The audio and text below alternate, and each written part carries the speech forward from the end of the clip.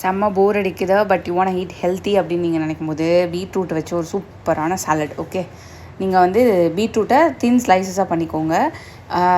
Potato சிப்ஸ்க்கு slice பண்ணுவோம்ல, அதை விட ஒரு ஒரு கொஞ்சம் நம்மளுக்கு கொஞ்சம் திக்காக வேணும். நம்மளுக்கு ரொம்ப மெல்லிசான இது வேணாம். அப்புறம் நல்லா ஒன்றுக்கு மேலே ஒன்றா அடுக்கி இப்படி பொறுமையாக நறுக்குனிங்கன்னா உங்களுக்கு இந்த மாதிரி குச்சி குச்சியாக ஜுவனேல்ஸ் கிடச்சிரும். ஏன்னா இந்த சாலட் பீட்ரூட் சாலடுக்கு இப்படி நறுக்குனா தான் நல்லாயிருக்கும். நம்ம நார்மலாக பொரியலுக்கு நறுக்கிற மாதிரி நல்லா இருக்காது. ரொம்ப கம்மியாக ஆயில், அதில் உங்களுக்கு தாளிப்புக்கு என்ன வேணுமோ ஒரே ஒரு பச்சை மிளகா, அப்புறம் நம்மளோட பீட்ரூட்டு. நான் எக்ஸ்ட்ராவாக இன்றைக்கி எங்கள்கிட்ட வேக வச்சு கருப்பு கொண்டக்கடலை இருந்துச்சு, அதனால் ஆட் பண்ணியிருக்கேன். ஆனால் இந்த சாலடுக்கு அதை ஆட் பண்ணணும்னு அவசியமே கிடையாது. அதை நம்ம வேஸ்ட் பண்ணக்கூடாதுன்னு இதில் ஆட் பண்ணிட்டேன். Pinch of salt, lemon.